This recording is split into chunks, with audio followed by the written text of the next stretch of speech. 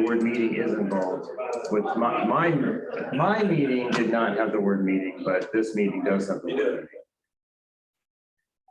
Make sense?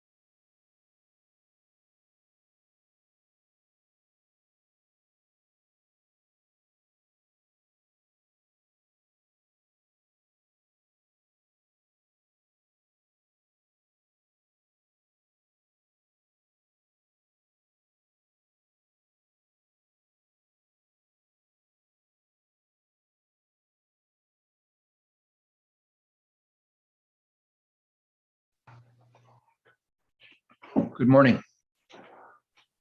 Hey, Gary. Is everything good on your end, Taylor? Okay. It appears good to me too. So Jeff, did you stay online for that whole thing last night? Yeah. Why couldn't they just?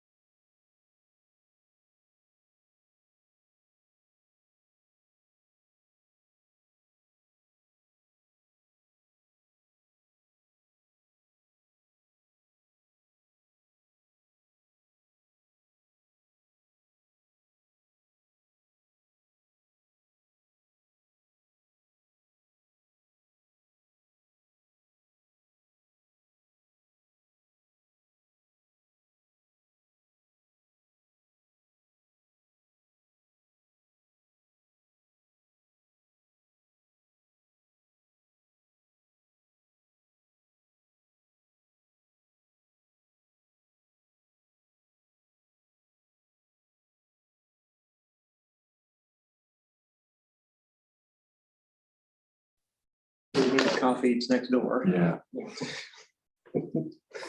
Again, it's contractor strength, so it's borderline, motor oil, but it's good.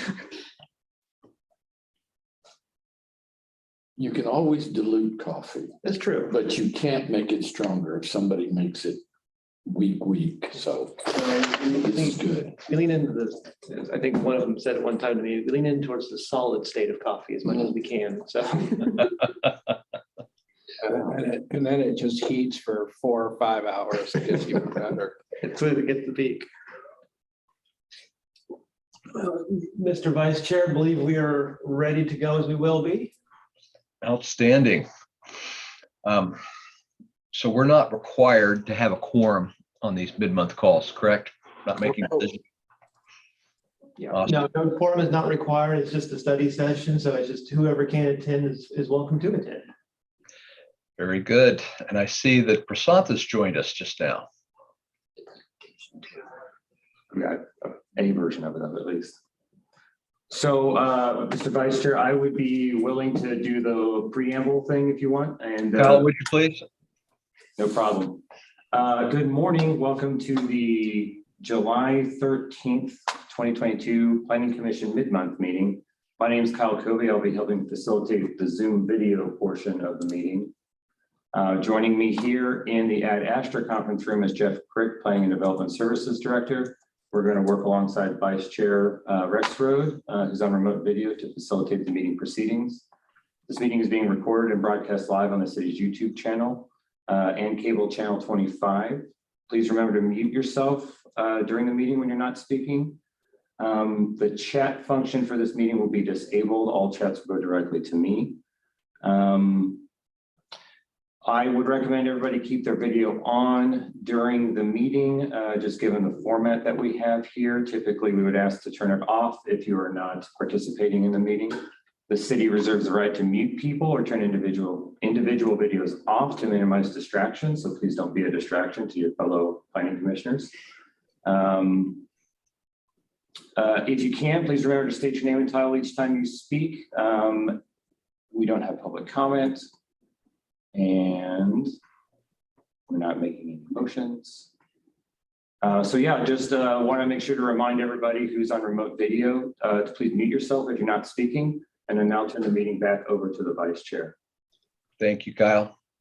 Good morning, everyone, and welcome to the mid-month meeting for the Planning Commission.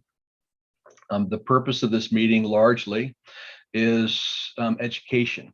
It's about picking topics and taking deeper dives into those subjects to help us gain information, knowledge, leverage the experience that exists across this group of really well-rounded experts, both from the staff perspective, but also from the commissioners, who oftentimes have seen subjects in and around these topics we're discussing. So, opportunity to share and to learn. I think everyone knows, but it's worth saying that this is a public meeting, and it's a meeting of the commission at large, and as such, we are subject to all of the rules around how we handle topics. So, in particular, we want to be careful about discussions of items, issues that are in front of us, that are coming in front of us, or may not yet be closed. I know that Kyle and Jeff and team have signed up to help us stay out of the weeds on that. So thank you very much for that, team. Appreciate you. And with that, I guess I'd let, if there are no questions, I'd turn it back over to staff so we can get started talking about this month's topics. Vice Chair, be happy to. Jeff Crick, Planning and Development Services. Give us 1 second to get the technology to agree with us. Okay, while you're doing that, let me take a moment to welcome Prasanth Duver to the call this morning. I had a chance to meet with Prasanth a week or so ago. Prasanth, I don't believe it's been announced at this point, but I believe Prasanth will be joining the Planning Commission as a County Commission appointee at our next meeting. Prasanth, are you out there? Are you hearing me? Yeah, thank you, Gary. I'm here. Welcome. Glad you're here. Thank you.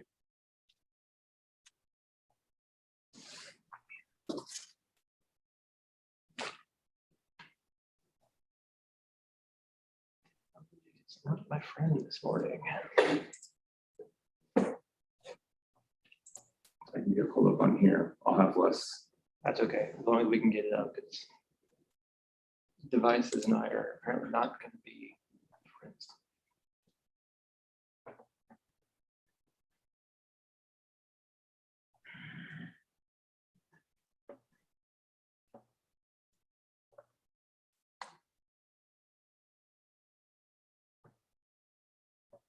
Do you want me to get it pulled up? Yeah, if you Okay. can, if you can beat me to it, one of us is going to have to. I'm not sure. I don't remember where it was at. It's not a mid-month meeting until we have all the technology go sideways, right? So we're doing good. Is that a classic feature of the mid-month meeting? It did tend to be the hallmark because it was right after the city commission meeting. So the room wasn't always in the right order or something wasn't in the right spot. And it always had that feel to it. And today, apparently the internet and I are not remotely in agreement. Let's see. How late did the city commission go? I fell asleep.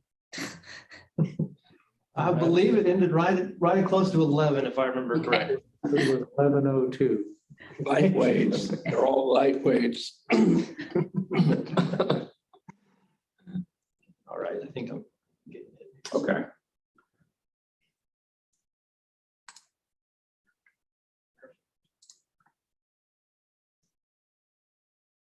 Well, there's a few moments where I think I can share screen.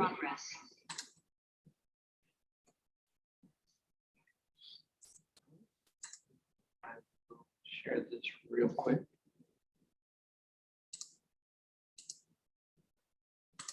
It's a rare instance on Zoom where I don't have to ask if you can see my screen because I can actually see it on the other screen that I'm sitting next to. So it works out quite well. So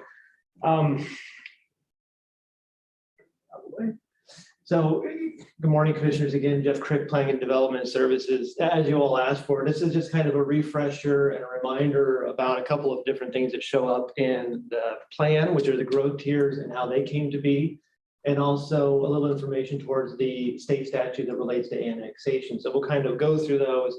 Going to save a good portion of time for questions. I think many of the commissioners that are joining us were not here during Plan 2040's kind of the meetings and the processes to get that started. So this might be a little bit of new information for everybody. So one of the really big things to kind of note is when the process started, there was a lot of work around public input and it kept going on throughout the entire plan. And one of the major things that we did was called an ETC survey. And the survey was a statistically significant survey. And when they went through the findings, 91% of households rated managing future growth as very important or somewhat important. That was the fourth highest scoring item in the list. There's also one of the most important statements in the community vision statement was about that. But that also kind of manifested and showed up in the issue action report that we did. And the Planning Commission adopted that in 2015, and the city and the county commissions also adopted it too. And that set the roadmap for the way that we would look at the revising process and go through the motions on that one. And one of those included not just strong and stable downtown, but protection of natural resources, managing future growth, and encouraging infill development and increasing height and density in appropriate locations. So there was a lot of that discussion that went into that. And that is kind of where the growth tiers started to take their root in ways of how we could approach that from a data-driven standpoint.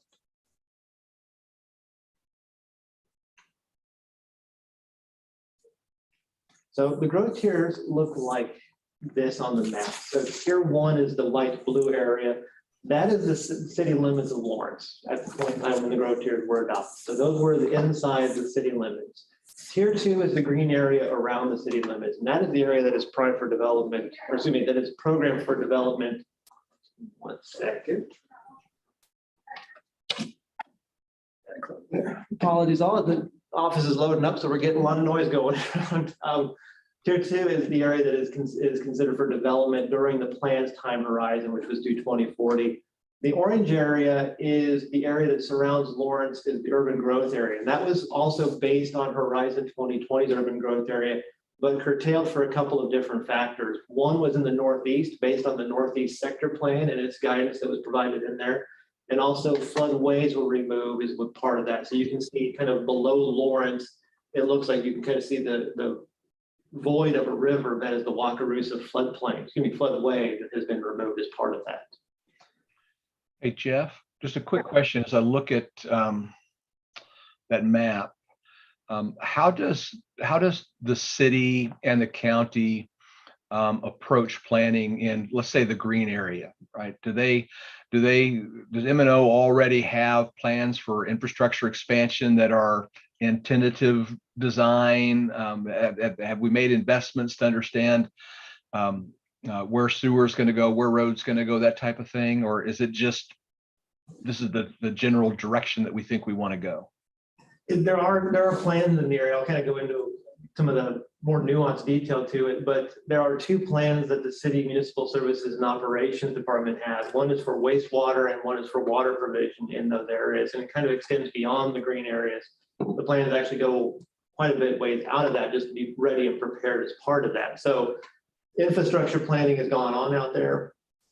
And, streets and roads and parks will follow along and kind of in that line with it, but that in-ground infrastructure is kind of sketched out and kind of set and waiting in a planning document that MSO has. Gotcha, thank you. And so what we started to do with the tiers, and we kind of started to approach that data-driven analysis, was we looked at kind of that population. So what do we have currently? What is that average annual growth rate? What is that existing and planned density that we have? And so when we looked at the annual average growth rate, we went back 20 years and took a look at numbers and kind of, knowing that we saw some things in the 90s and the 80s that were a bit, we weren't going to replicate again. We weren't going to see growth in the higher 8 to 9% ranges over years. That was not a common thing. We didn't see it before. We didn't see it afterwards on that one. So the average annual growth rate we saw was about 1% per year. So if you want to put that in terms of people, we had about 1,000 people per year to the city of Lawrence. It's a good way to kind of round that number out. And so we looked at the existing and planned densities that are part of the sector plans that are adopted by the Planning Commission, the County Commission, and the City Commission. So we looked to see what those densities would be and how they would move around. And then we kind of looked at what those next questions, and Commissioner Rexroad set me up perfectly for this slide, which was unintended, but wonderfully done, is how much can we get out there and where can it be at? Where can we get that service to? And then what can we actually serve? What are the plans in MSO and Parks and Recreation and those guiding that direction? So that's where that initial starts with. And so when we started to have the conversations around population, we started to have the conversations about the infrastructure, we looked at a couple of things. We looked and said, okay, exactly that. Where can utilities serve? Where can they reasonably get lines to, and where can they accommodate today? If they need to do a big project, water towers, pressure zones, conveyance corridors, what's going to be the future of those and what are those going to look like? So we looked at what utility services can be. The other one we looked at was what is within the radius of a fire protection. So where can they get to within 6 minutes of a call coming in reasonably? And so we looked at that based on drive times and streets, kind of find out where they were at, how fast could a fire truck moving get to them. That's part of that component. And of course, that leads into us having a conversation about, well, a lot of this won't have streets. So how do we know where that's going to be at? So we work with then Public Works, but then later Municipal Services and Operations to look at what streets do we need, what level do we need to be at, arterials, collectors, local streets. And then we looked at a couple of other factors. I mentioned earlier the sector plans. Of the sector plans that go around the city, 5 of them are fundamentally around the city. So you have Northeast, K10 and Farmers Turnpike, west of K10, Revised Southern, and I'm forgetting one off the top of my head, which is not surprising after a meeting. Which ones did you say? That might let you know where There's a 5th one out there. It's slipping my mind at the moment. Revised Southern and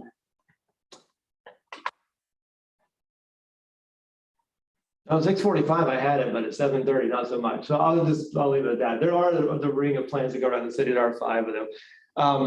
And we also looked at the urban growth area for Horizon 2020 and asked kind of those fundamental questions is, do we think ultimately Lawrence will get to this point? Not necessarily in time of Plan 2040, but in that growth area, do we think that's a reasonable place for growth to occur? And so when we set the parameters out for it, we then just made those general assumptions I kind of alluded to. We assumed a 1% population growth rate, which is a little higher than what we would normally see. 0.94% is the growth rate if you look at it in that, but for kind of just assuming a little bit of a cushion in there, we did a 1%. We asked the model to go through and say, look, we've already made this comment, we've already made the kind of caveat that we want to do infill development. Prioritizing infill development was a key point the steering committee had asked for as part of the discussions. So let's prioritize infill development first, and then model when you run out of land inside the city, assume a contiguous growth pattern. So you have to be right adjacent to the city limits so that it follows the policies inside of Plan 2040. And what we also told it to do is we don't know any better, so assume the existing future land uses and their densities are what we're going to use. So for planning commissioners, you'll know RN32 is a maximum of 32 dwelling units per acre. So we had to assume that we'd get close to 32 units per acre. We also told that there are pieces of land where you're going to need to deduct things for rights of way and easements and stuff. So there is a 20% assumed deduction in land uses and scales. So what it does is it looks at an acre, subtracts 20%, and assumes that's for rights of way, access roads, easements, drainage ways, things that you wouldn't necessarily want to be building on, and then just make that deduction across the board. And that's how the model goes through to kind of process where it wants to go for population. People don't want to usually live in Clinton Lake. And the first iteration of the model had a lot of people living in Clinton Lake. So houseboats suddenly became a thing when we ran the model the first time through. We had to get that fixed. And so the model really did was it pushed through two things. It pushed through a population side of it, and then we asked it to push through a growth side. Where do you think that growth will occur at time? And then what do we think that'll look like? And so what we had the model was, yeah. Sorry, just another question. I love this information. The 1% growth rate, or the 0.94, what period of time does that number come from? Is that this last year? Is that over 10 years, 20 years? It was over, at that point in time, it would have been going back through 2007 because we would have used about 10 years worth of data to get a running start at it before we had the model progress. Okay, very good. Thank you. I think it may have been it may have been 2006 actually, because that may have been when the first iteration of the run came through. So it was 10 years worth of back data to get us to that point. It's historical data. Okay, that's very good. Thank you. And so the model, when it starts to push through, you'll kind of see it here in a second when it moves through the land use components of it. But again, those are the different tiers that we've asked the model to show. And so tier one is all within the city of Lawrence, because the plan and steering committee and the conversations the planning commission and city and county commissions had were, wanting to prioritize that infill development, maximize the infrastructure costs to save that development from going outward. So to use the infrastructure and the expenditures we already had to their fullest before moving on. But also then make sure that we had rural areas and that sense of what made Douglas County unique, the agricultural and the rural areas preserved and kept, and use that very judiciously as it moves on. One more question for you, Jeff. Sorry, I want to make sure I'm following the data. So, questions. yeah, so 1%, just use a round number, and just using kind of rough round numbers, that suggests 1,000 people a year in growth. Is that right? Just rough general numbers. How should we think about that 1,000 people in terms of households that might, help us convert that 1% number into the number of lots, the number of homes, the number of apartment structures that would be needed each year? That's a great question, and it's a very tough one to answer because you make a generalized assumption in something like this that you have a standard household size of 2.23 people per household. That was the number the Census Bureau gave us as the best acclimated number to use. I think we all know there are individuals that are one person households, and there's 4 or 5 upwards, and there's a range of households that take different sizes. So when we did this, we just went with the census numbers of an average household is 2.23 people. I think you all have heard me say this before, but I'll definitely always repeat it. If you were going to match building permits to population growth at a 1-to-1 scale, for every 1,000 people we would add to the city, we would need to do 400 building permits per year to just have a 1-to-1 ratio. For the last 8 to 10 years, the city's been doing about 140 to 150 building permits per year. So if you schedule that out over 8 years, you can see that differential between those two numbers moving forward. The key to keep in mind when you have a discussion about platting and subdivisions and those kind of things is, and for the commission's knowledge, by the time you see it, they've been in existence for a while. They're not instantaneous. They take a long time to get even to a platting when they come to you. But after they leave you, they still have steps to go. And they're probably still about 2 years away from actually being able to put a shovel in the ground and turn the dirt over with a plat. So plats you see in 2020 would just now be coming online this year, particularly. And that's a pretty quick turnaround, quite truthfully, by the time you account for infrastructure, getting the right things from the banks and everything in place to go forward with that and getting the escrows in place. So it's some can move faster, some can move slower, but 2 years from the time that you see a plat move through to building permits about normal. Wow. So Jeff, before we go on, Yeah. Jim Carpenter, that 400 building permits you just mentioned, that's a real fuzzy number, isn't it? Because your 400 is single family households. We're not talking about 400 building permits for an apartment complex.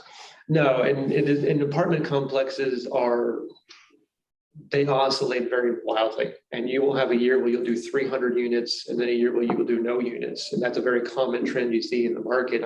Off the top of my head, I can't tell you the last time we've been in a large apartment. I think it was in 21. Yeah, I just want to make sure we don't get that 400 per year stuck in our head because there's so many variables Yeah. you could provide the same amount of housing with more or fewer building permits each year. If you want to just go on a unit conversation, an entire apartment complex could do 400 units, but the key is going to be, is that the right price point, the right aspect of the market. So the key with it is always going to be are you providing the right, I won't say amenity, but that's the one that comes to mind that people are looking for. Are people looking for a zero access house or available on that one? Do people want a larger or a smaller house? So there needs to be diversity in price and diversity and location and amenities in the market. And that's the key that I think we see with the code is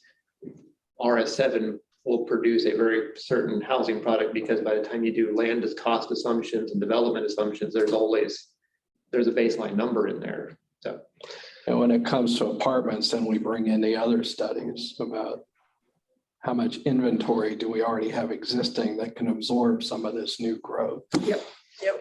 Got that one too. See, Yes, we got got all kinds of numbers. Today's gonna be a statistics day, so I apologize to the commission for those who don't like math. I may go into full math mode in a little while, but so tier 2 is all about where we think Lawrence could reasonably grow based on population and based on infrastructure during the lifespan of Plan 2040. So its lifespan is in its title. We think it's good through 2040s where we kind of charted it out and anticipated it. And then, so to get to that area, we started to apply a series of factors to it. We kind of talked about the assumptions and the factors, but just to kind of start off with, the red line you see on the map here is Horizon 2020's urban growth area. So that's what we use as kind of that baseline parameter to kind of say this is the maximum scope we suspect. And then we started applying the different things that people expect from both development, but also from the city. So we looked at where the sewer system could reasonably accomplish and cover the area. So these are the colors of the drainage basins, the different ways. And with the sewer systems, not a surprise when I say this, we would like it to be gravity fed and roll downhill. Water only goes in one direction typically. So Wakarusa treatment plant and the treatment plant along the Kaw River are kind of the destinations for that. So we looked at where is gravity taking that water to for the most part. And then we asked MSO a question about where can you serve? So what you have in the ground today, what can you reasonably get to without, requiring a lot of infrastructure development? So things you just plug into the system, for lack of a better description, which is that green area that you see there. Then we asked them, what are some areas that you could unlock with some minor development? So not like a big thing coming online like a water tower, but small things, pump stations, interceptors, things like that would do it. That's what you can kind of see in that orange area that's in the northwest portion of Lawrence. That's the area they can serve with minor improvements. Jeff, is this considering both accessibility as well as capacity? It is. Okay, thanks. And then the red area was places we can get to, it's just going to be expensive, is the way that MSO like to phrase that. We can get lines out there, we can do these kind of things, but they're going to require some large infrastructure investment, interceptors, water pressure zones, which is to make sure that when you turn the tap on and the fire hydrants are open, the right flow comes out of them to put out fires and then, run dishwashers. So it's not that we couldn't get there, it's just that it could take us a while just on cost. It could be an expensive project to get to. And then we called fire and asked them, where can you get to within 6 minutes? And they gave us this information here. At this point in time, this was from all the fire stations that we currently have, all 5 of them. What does a 6-minute response look like with the trucks just running full out, like they would do on a call? And that's the cover they could get to, is that 6-minute range you can see there. And then we looked at the very next step of this, which is a very common thing you all see, which is the future land use plans. Oh, it was a Southeast area plan. That's the one I was forgetting earlier.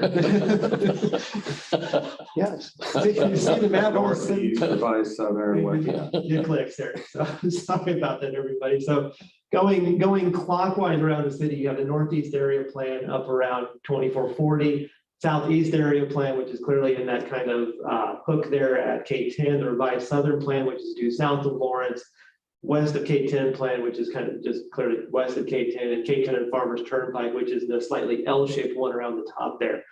And so we told everything is just, hey, these are the residential areas, here's the densities they can go at. Again, discounting some area because we need to know that roads are going to be necessary, drainage easements, things that we can't build on are going to need to be there to just enable that development. And so we asked it, okay, what does that all look like? What covers all the areas where we can provide utilities, fire services, and have land use planned out and studied for? And that's how Tier 2 is developed. It is the layering of those items together that comes to a Tier 2 area. It says, this is where we've got all the things currently in place where we think we can go. Now, it doesn't mean we have to go to all these areas. It just says these are all the areas that meet those criteria that we've asked it to meet. So that's the kind of movement pattern for Tier 2's existence. It's about 8.5 square miles, if my memory is working correctly, if you just kind of total up the area and take a look at it. But it does, and of course, this is, again, we always say with the model, it's a snapshot in time. So as new data comes in, as annexations occur, as plats come online and building permits are issued, it will change and it grows and evolves and can move through those different iterations of it. We always take a look at it every so often to see if anything requires us to kind of go in there and do a really strong reboot of this. Do we need to go put it all the way back through the motions and retest it? So far, we've not gotten to a point where we look like we need to retest everything. We're still also waiting on some census data to see how that would affect the way that it wants to work. But at the moment, it looks to be pretty strong still from where it's at. And so, Yeah, I have a question. So you mentioned that the in-ground infrastructure is generally what goes first when you move into Tier 2 and Tier 3. But have there been instances where you've seen streets or where the streets go in first before infrastructure? yes, and then there are instances like that. I think a great one is you're seeing right now is the area at 6th Street and SLT where KDOT is doing some roadway improvements there as part of the expansion project. And so the streets are going in with the understanding that that infrastructure is going to need a place. So their MSO is designing for that infrastructure to follow up on top of it. So if there is the in-ground that needs to occur, they've got the right things in the right spots to enable it to go through. In the world of engineering, it's always, there's the preferred option and then there's the realistic option that occurs. They would always prefer to have the in-ground stuff completed before the surface level stuff is installed. But sometimes it just doesn't work out. But then they just make those plans to ensure that the in-ground is not hindered by the surface level stuff. So it's not as common in subdivisions, because in subdivisions you'll typically get all your in-ground work done first, and then you'll come in and do, because you'll need the streets to enable the construction. But there might be instances, 6th and SLT is a great example of that, or anything related to kind of those larger projects with arterials, may be instances where surface level occurs, and then all of the in-ground is prepared so that when it is ready to go in, that's all kind of sitting ready to and be available as much as possible. And so Thank you. no problem. And so the balance of the urban growth area that we had, we applied 2 reductions to it. We looked at the Northeast area plan and reduced it based on that plan's guide that was adopted by the 3 bodies. And then we also went in and removed the floodways because both the county zoning code and the city zoning code would not allow development in floodways. So those were excluded out of the future growth area for tier 3. So that's why you see a little bit of that kind of void where the rivers are at in those instances. And then also a reduction in that Northeast area. So the balance was moved to tier 3. And so again, that is what the tiers look like when the model processes through and comes out.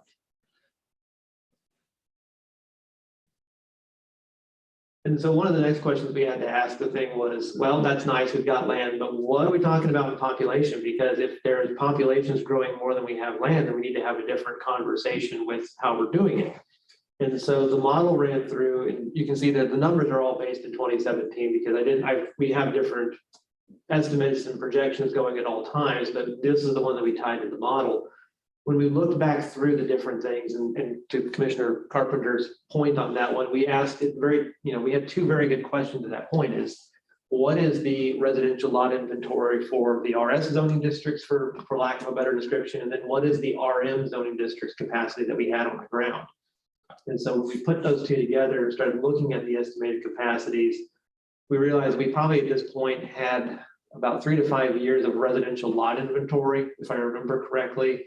For RM zoning districts, there was about 21 years worth of capacity that was already approved and zoned, but not constructed in the city. And so when you put those numbers together and you calculate out their densities, it was about 17,000 people that could be added inside the city limits of Lawrence just on zoning that we had in place today, or excuse me, had in place then. When you look at tier 2 and you start to push those numbers through the area, the model came back and told us there's probably, there's land and availability for probably about 18,000 people, 18,500 people in that expansion capacity. And so when we then did the very next thing is we back checked the model against what we've known for Lawrence's population growth for the last 100 years. And so we looked at the trends and kind of those marks moving backwards. So we got to a point of where it was estimating about 135,000 people were there in potential. And when it ran through that estimation program and it said, if I'm adding people at this rate in these locations, I run out of land in 2050, which is 10 years beyond Plan 2040's time horizon. So by 2040, it was estimating we would have a population of just under 123,000 people. Last July, and I'm in the middle of doing the one for this year at this moment, but last July, we estimated there was 104,000 people in the city of Lawrence. So the model is trending in that trajectory. It's still meeting with our separate projection estimate that we use in-house here.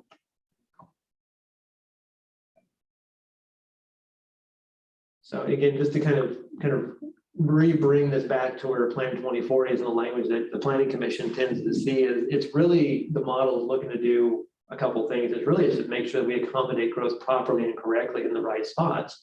So it's looking to kind of put that tension between we're going to have to grow. There are people coming to the city, but we want to make sure that we protect and preserve that rural character.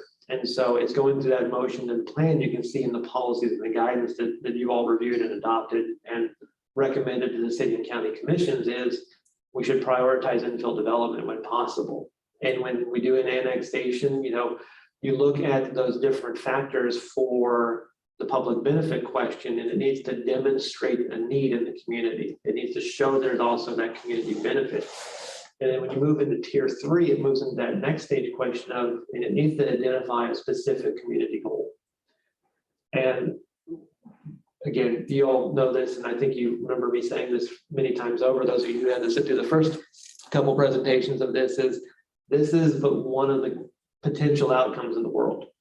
There's any number of things that can change. I think we've seen that in the last 2 years, and it's always open and flexible, and it's not carved in stone. So as things evolve and change in the community and the economy and the ecology that we see in the area, this plan is meant to move and flex with it.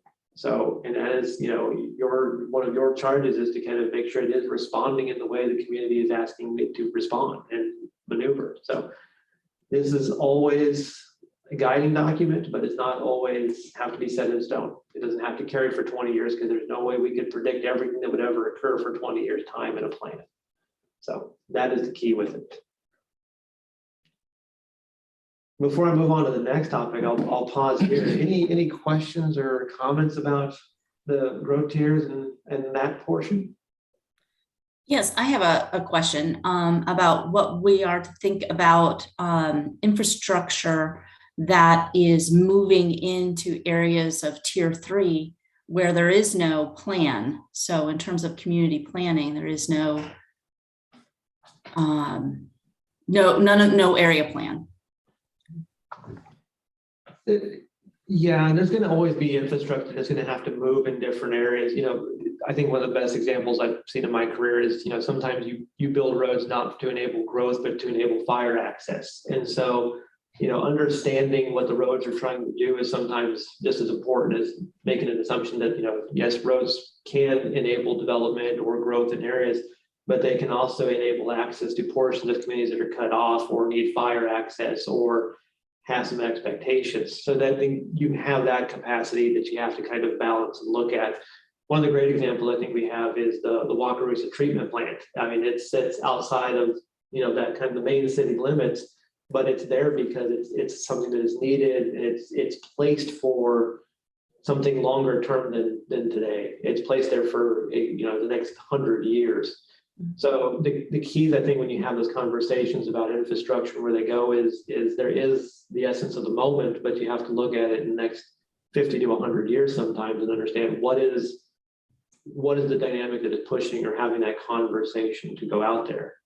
So it is a balancing act of, you know, what do we think is going to occur in association to it, but do we think it's going to occur in the time where it's appropriate, or do we think do we have the policies to make sure it occurs at the time it's appropriate, or do we think it's going to occur regardless of our policies, be a process issue we need to address today? I guess is what I'm trying to say, a low caffeinated state this morning, but so it is a very dynamic and moving question. It depends on the projects, and it depends on the need in the community, quite truthfully. And then the other side of that coin I will also note is sometimes those things are not even driven by the city and the county governments. Those things can be driven by outside governments and agencies, and that's a hard thing to reconcile sometimes too. Is you know, KDOT, federal government, EPA, or EPA, FEMA, Corps of Engineers. They might have different expectations of what they need to do with their facilities, and that's something that's beyond us. And so that might drive some of the things that we are not being proactive, we have to react to, and that's a different conversation sometimes. Yeah. Would that include a project that I'm not sure we can talk about? Because I don't know. Yes. Okay.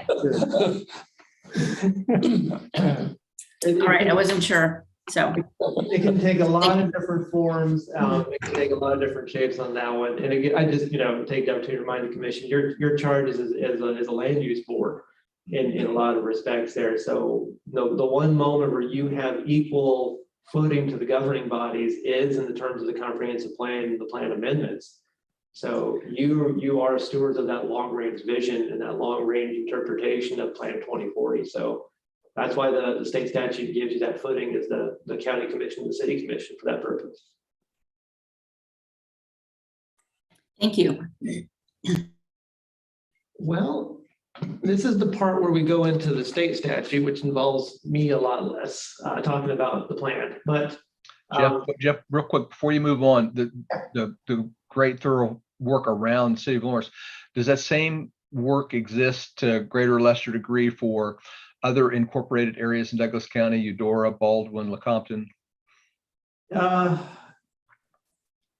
Eudora has some, because we've seen their growth tiers come up in some of our discussions, but I don't think Baldwin or Lecompton have any growth tiers yet. no, Lecompton doesn't. I think Baldwin is getting their comp plan is getting to a point where they may be starting to address it, but they don't have one yet. But Eudora does have something kind of modeled very similar to Lawrence's growth tiers that they've just adopted probably about 3 years ago now, I think. Very good. Thank you. So to kind of introduce this one, this is something that we do from time to time, and I think you've all seen it at some point, but just to kind of to give you an idea of how fast Lawrence grew, how rapidly it grew. This is a 1 second video. So what will be? The English language and I are apparently not friends at all this morning. This is a video that will show the annexations in 1 second increments. So this will grow Lawrence from 1865 to 2015 in 1 second increments. So you'll see kind of how it grew out. And the road network you can see here is actually the road network today. So you can kind of have a sense of where you're at in the universe here. So I'll hit play on it, but what you're going to see is a lot of stuff doesn't happen for quite a while. And Lawrence just kind of sits for a long time in its configuration. Then there's a moment where it just goes. And so again, for every second in the video is a year. In the bottom right, you can see the years counting up. And we had to put the year counter in there because for this portion of the video, you wouldn't know if it was doing anything or not because Lawrence didn't annex. It didn't change for quite a long time.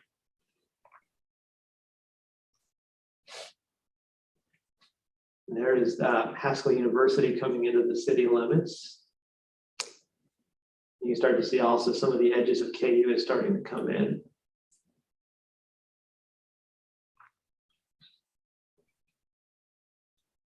Not a lot occurred during the Great Depression, as we all might suspect. But just to give everyone a heads up, around 1948, you're going to want to keep an eye on the map.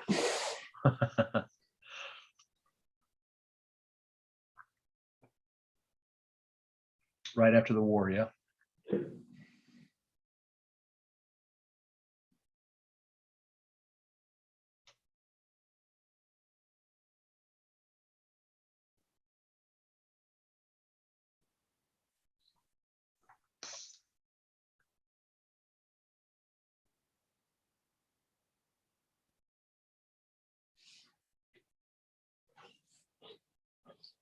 There's a little bit of a lull in the early 80s there.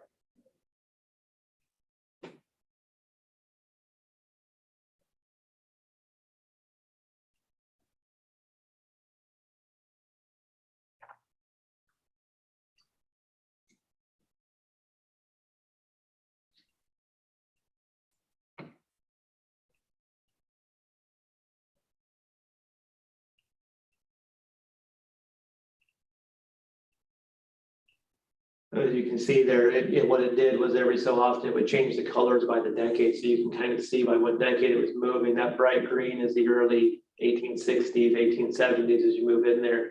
As you get towards the edges, you start to notice, you see the oranges and the reds of the 2000s and the 1990s. So to kind of give it the best way to describe it is Lawrence's growth spurt really occurred around 1950 through 1980. That's why you saw that population increasing at such a dramatic rate during that point in time, because there was a lot of land coming online very quickly. But that's kind of Lawrence's charted annexation history at that point, as you can see by colors. And so that is always a conversation that we have with the comprehensive plan, but that is all governed under the state statutes. All of the annexation processes are governed by state statute. You won't see it in the land development code. You'll see a note to it in Article 1 of the land development code that requires a rezoning be triggered upon an annexation or a movement to the UR zoning district if necessary. So there's a couple of different forms, but the two main forms that we talk about and you hear a lot about is what's called a unilateral annexation or a consent annexation. What you typically see when you see a petition that's been remanded from the city commission back to you is a consent annexation, which means the landowner has brought it forward for annexation and is bringing it into the city. So I'm going to work in reverse order on this slide a little bit. So a consent annexation by city practice, if it is over 10 acres, the city commission receives it and then remands it to you for review and recommendation. That is not a requirement of code or state statute. That is just a practice the city commission has adopted. And then you review it, make a recommendation, and the city commission can take that up for consideration. The current annexation policy that is in place was written around Horizon 2020 and adopted in July of 1996. That is currently under review by staff. We're working to look at that annexation policy and bring it up to date with Plan 2040, but also with the different things we know from the water and wastewater plans that MSO has adopted, and those other things that help guide that general development. So that work got slowed down quite a bit by COVID, but we're getting ready to get back to work and bring that up to speed. The other one on the top of the slide there is unilateral annexation. That is where the city goes out and annexes land. And under state statute, there's quite a few requirements and stipulations that cities have to do as part of that process.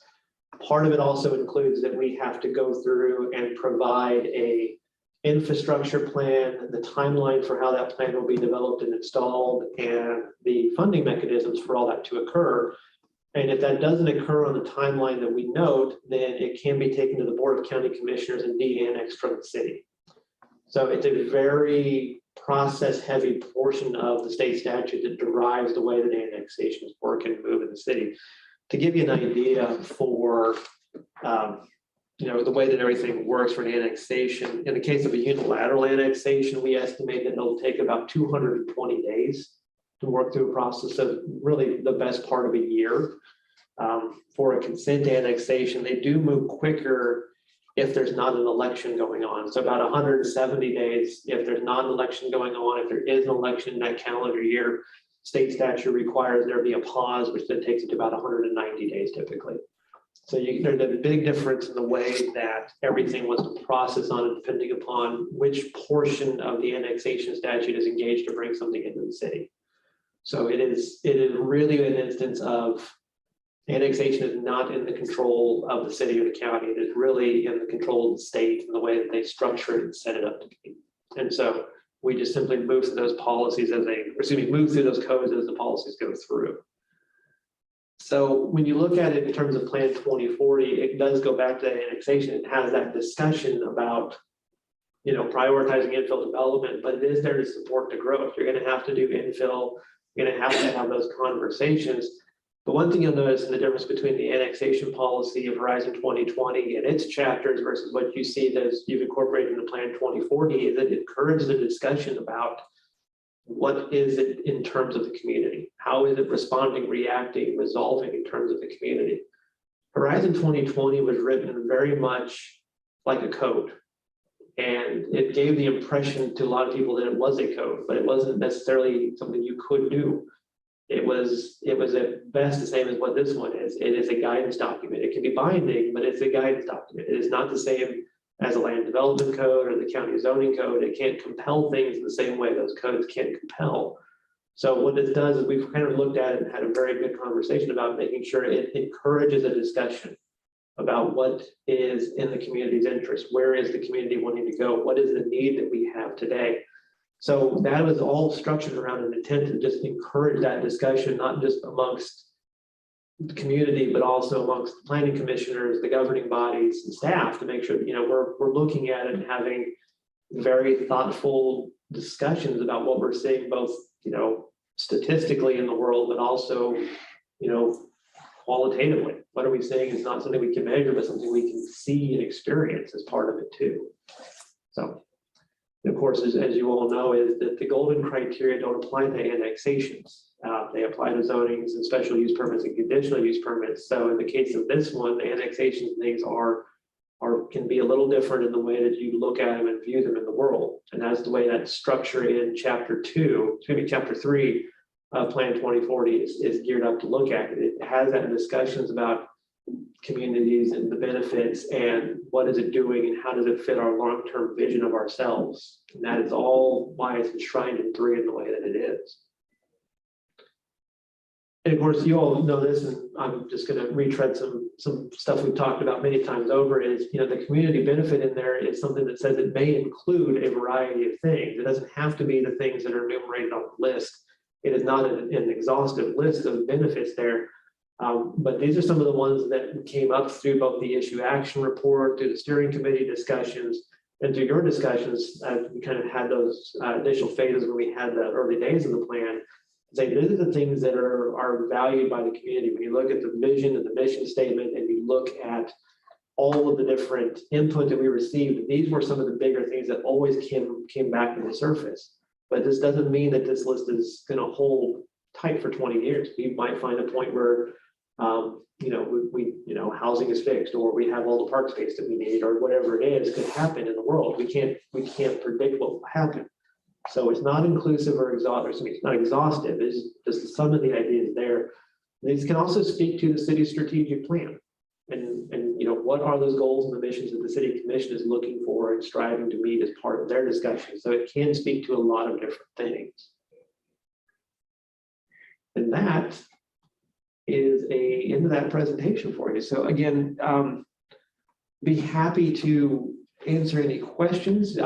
Always with mid-months, it's the time for discussion and dialogue for the commission. So Vice Chair would like to lead the discussion, by all means. All right, thank you very much, Jeff. I'll just go back to members of the commission. I know we've been asking questions along the way. I'm curious to learn from those folks, Sharon and Jim, most notably, who've been around the commission for the longer amount of time, maybe seen some of these issues come through. Do you have any insights that you'd share with this group from your experience as you think about annexation, you think about the topics we've discussed today?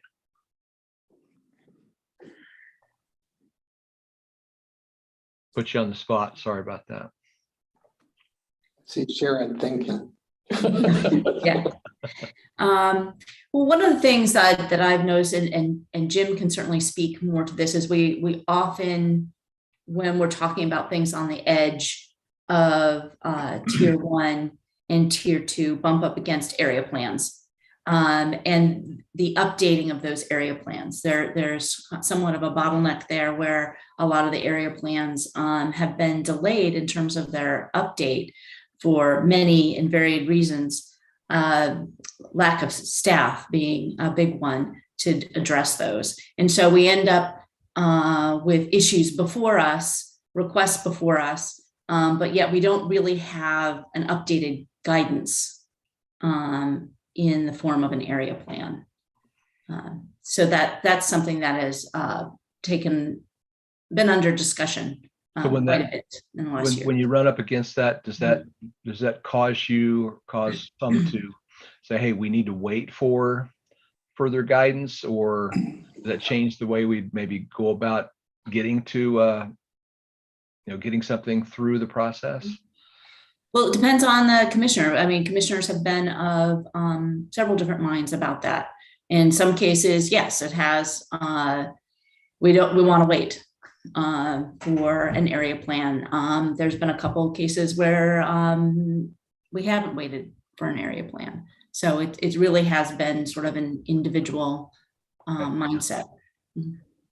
Kind of the general rules, well, not rules, but the trends that we've had is if we get a request to change the zoning from what is in the area plan that's not updated, we've had very close votes, and most of those have been put on hold until we can update the area plan.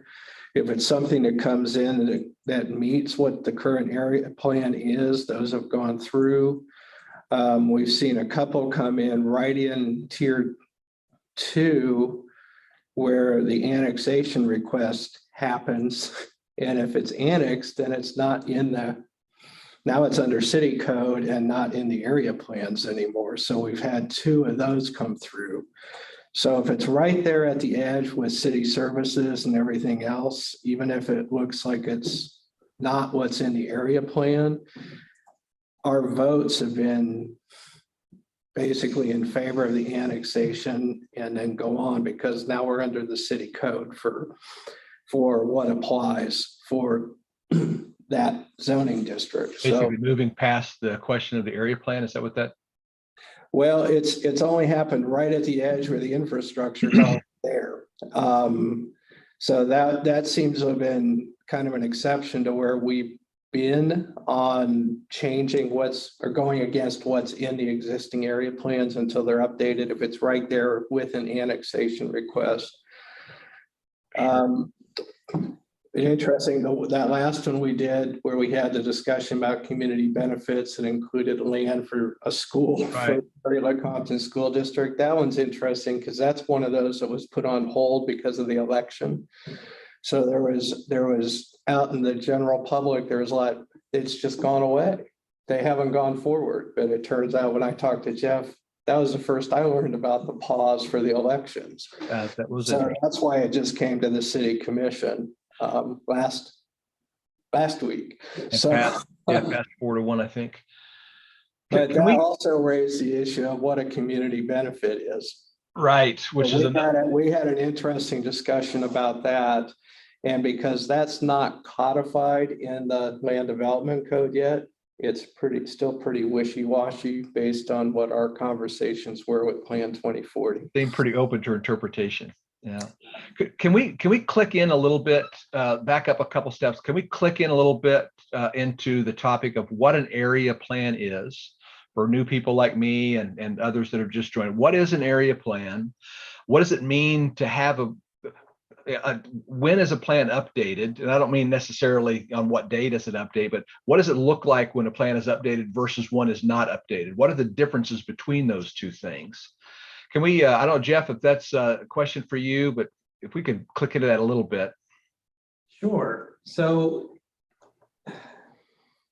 if you look in Plan 2040, they go under the name of a specific land use plan, and they're all incorporated by reference into Plan 2040. So you can lean into those as guidance documents. And that's the intent of them, is their guidance that is more specific and directly applied to the areas that they're in question to. So where Plan 2040 is a very broad, if you want to talk about it in terms of things, it's a 30,000 foot look at stuff. The specific land use plans are a more lower level 5,000 foot study and analysis and discussion that we have with those areas to understand what is the pressures, the needs, the expectations, any number of factors that go into those.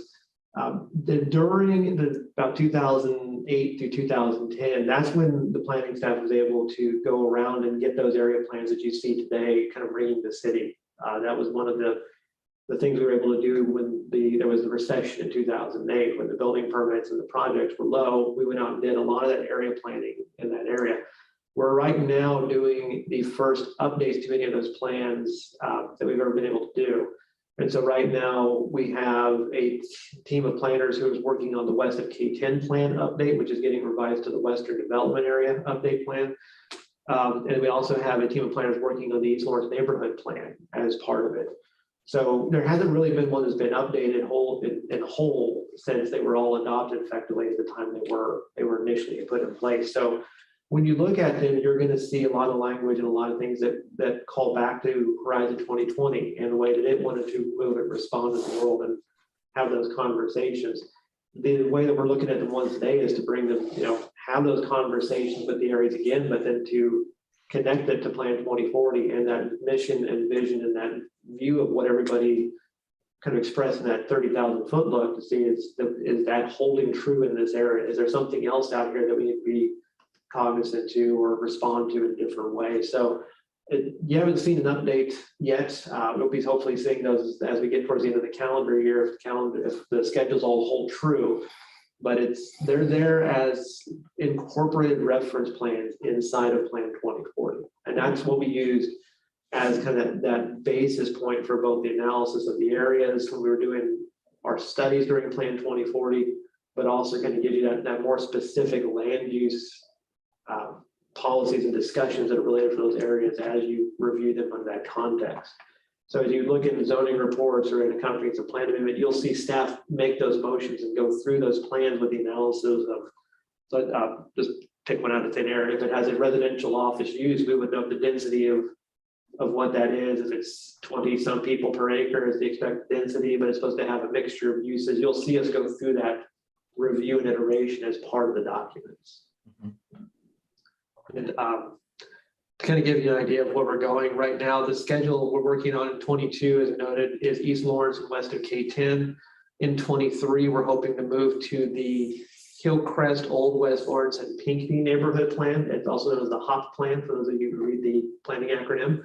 We're also going out to do K10 and Farmers Turnpike as an update. And in 24, we're looking to do do a neighborhood that has never had a neighborhood plan, as far as I'm aware. The Indian Hills neighborhood on the south side of Lawrence will have a planning effort. And then also we've been revising the revised Southern Development Plan, which is kind of right there along Iowa and Michigan at SLT, for the lack of a better description for it. So those are all in the works at the moment is what we're thinking. But if calendars hold true, you should be seeing some new area plans coming your way soon. Jeff, could you give a brief outline of the steps to create an area plan? Oh, boy. It doesn't have to be inclusive, just all the steps that you have to go through to make sure you have a plan that can even come to us to look at. So every plan I've ever worked on has had a different set of steps, because every area is different and has a different way that we work through it, but it always involves generally we will go out for public input, and we will, have meetings to find out things and surveys and go talk to people to find out what's going on, what's in the area, things that we do know or we don't know, or things that we may not, what are you concerned about in the future? It's not here yet, but you see it on the horizon. And so what we do is we take that input, we come back and we look at it, and then we put it through the lens of Plan 2040 and kind of say, how is this corresponding?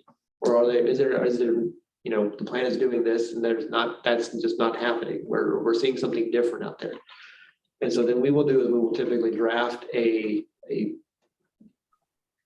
draft, we'll put something on paper and say, here's what we heard. Here's what we think it is. Here's what we got for the moment. Yes or no, right or wrong. Tell us where we are on point, we're off point on that one. We'll take it back to that community and have that discussion. And then when we take that input back and we revise it again, then we'll go back and probably do a second or a third iteration, come back and say, here's what we've heard again, here's where it's tailored to. Does everybody think this is a good spot to go forward? And at that point, we will putting it through that stress test to make sure, is it responding correctly to 2040 and responding correctly to what people are asking of it? So that can take a lot of different forms. And if there's not a part where there's a misalignment between the two, the community is asking for this and the area is asking for that, is there a common ground? Is there a consensus point that we can get to? It may not be what everybody would like to see, but is it something that is workable for the neighbors, the area, and the future of the area? And then when we get to that point, we would then bring it to you all for review and consideration.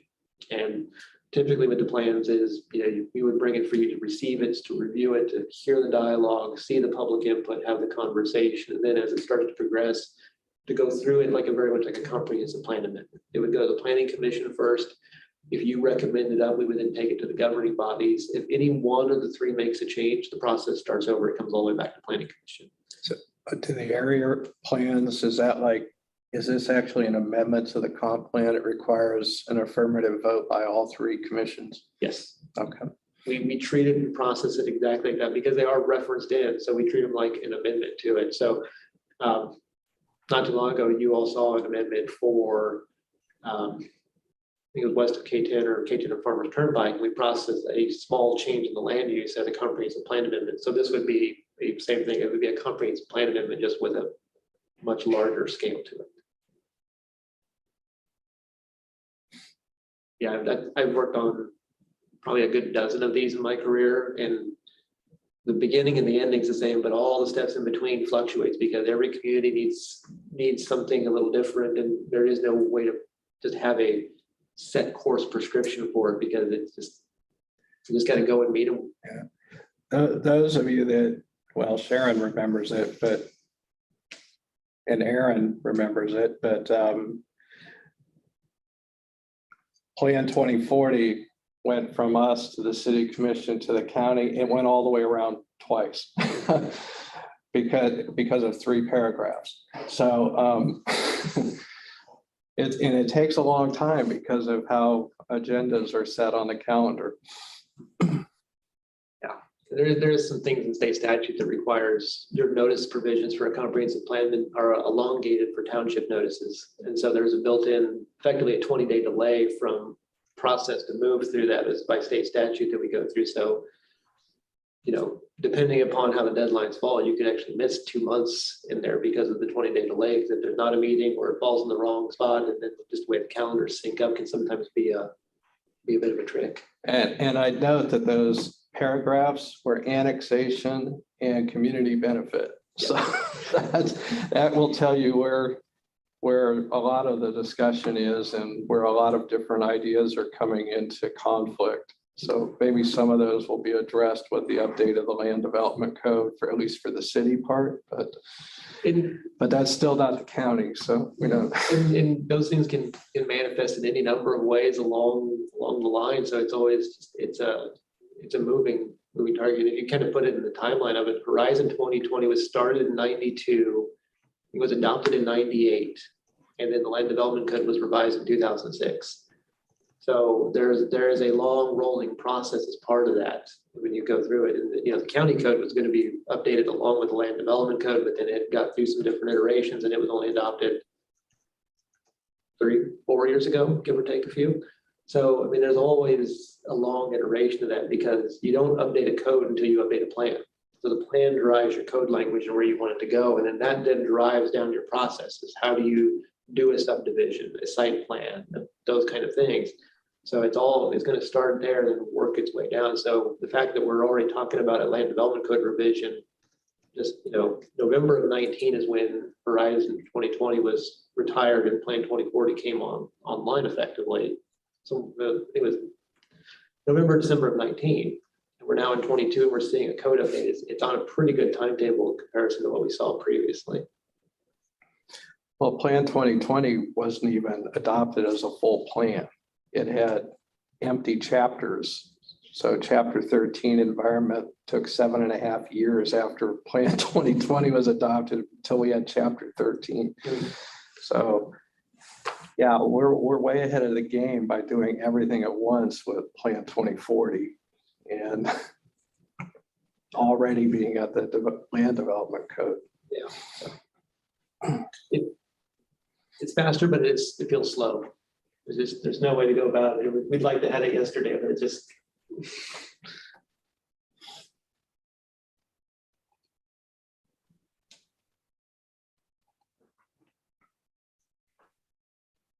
Other questions, topics, thoughts from the commissioners? I have just one quick question, just based on what Jeff was just talking about. That's a little bit off topic, but in terms of the land development code update, you mentioned a bit about the delay for, because we're adhering to notification requirements. Is that going to be part of the land development code discussion? That timeline of projects and notification, will that be part of filtering down from 2040? Yeah, it will be. There are some things that are state statute driven for notifications and things, and different areas that have requirements are in there, but it doesn't mean you can't go less than that, but sometimes you can go more than that. And a good example is that, our code requires a 400-foot notice, but most state statutes says a 200-foot notice is the minimum required. So you can go through that. Really, the heart of the process in all of the land development code is Article 13. Everything in Article 13 drives the applications and the steps that staff looks at it and goes, this is all the steps that have to occur before we can even get to something to move. That is absolutely on the table for the code revision as part of that process.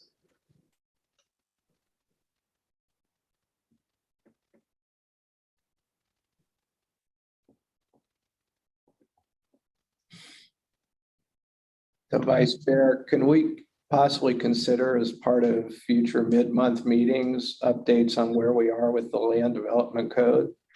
Yeah, Get feedback from this body as we move along.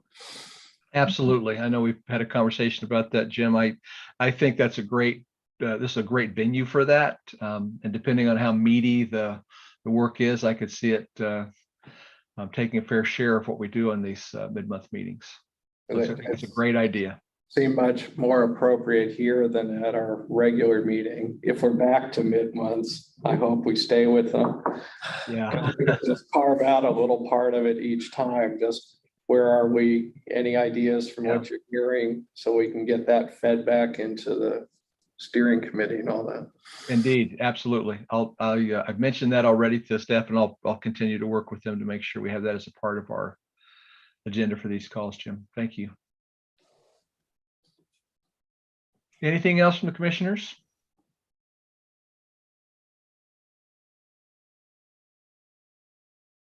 If not, Kyle, Jeff, how do I close this out here?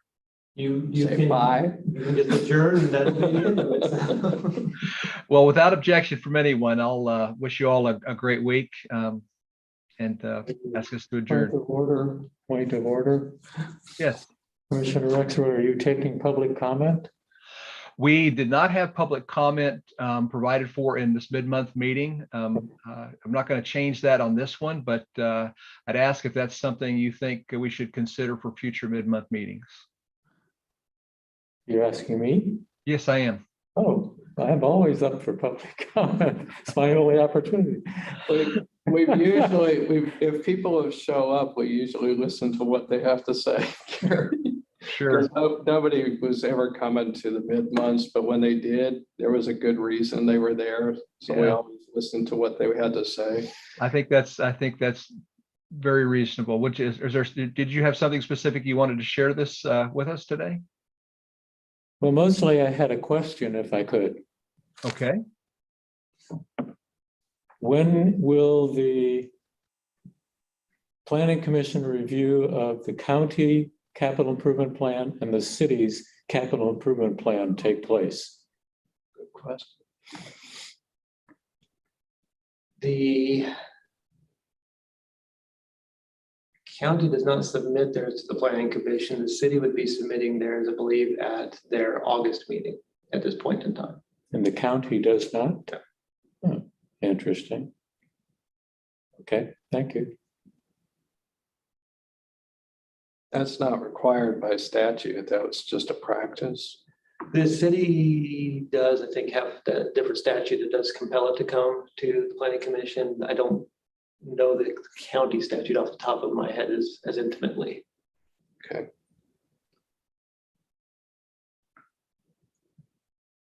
So there'll be a discussion around what we're supposed to do with it again this year. So Yeah, and the state statute actually outlines the parameters and what your charge is. When you look at the CIP, it's outlined in that statute by the state, and it revolves around 2040 and conformance with the comprehensive plan for, I know that may not be the exact language in the statute, but it's effectively the conformance to the plan.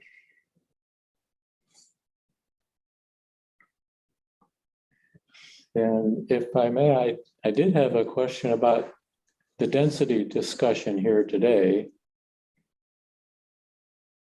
If Sure. that's okay. Please ask.